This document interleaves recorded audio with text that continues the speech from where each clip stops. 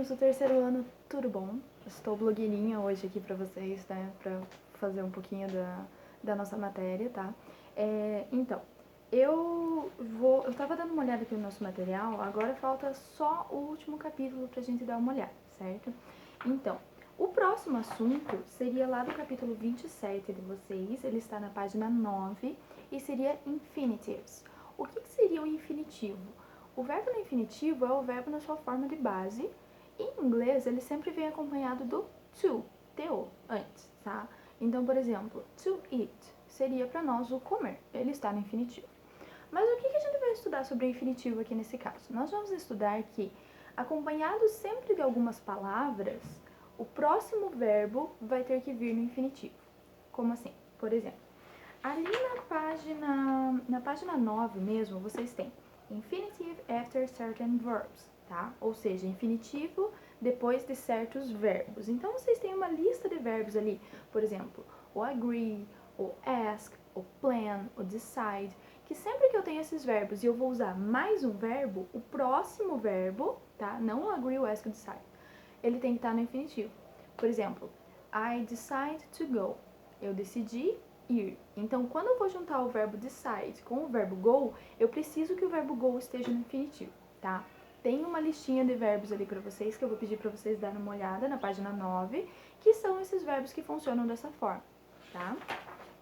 Depois, nós vamos ter ali, na página 10, infinitivos depois de certos substantivos e adjetivos, certo?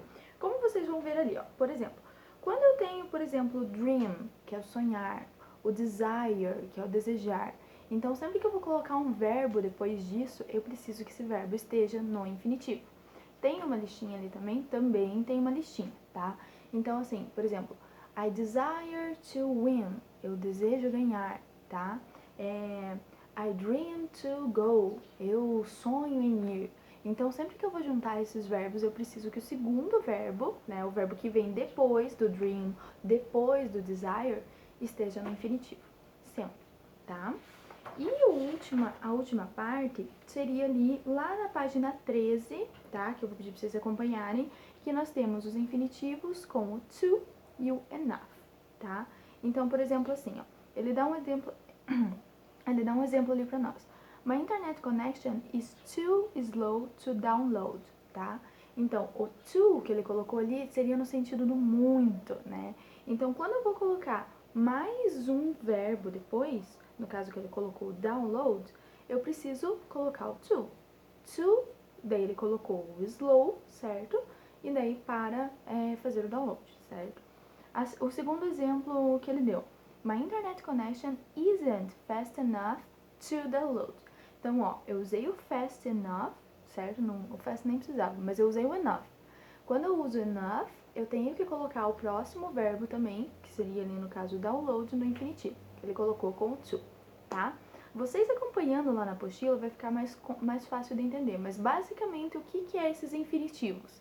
Então, é a forma que o verbo tem que vir, que ele tem que estar no infinitivo, na sua forma de base, com o to na frente, sempre. Depois de algumas palavras, que seriam aquela listinha de verbos que eu falei pra vocês, ou então os substantivos e adjetivos que tem ali na outra página, ou então do to e do enough. Então, o to, enough, os verbos deles não muda nada. Eles podem vir até, inclusive, em qualquer tempo verbal.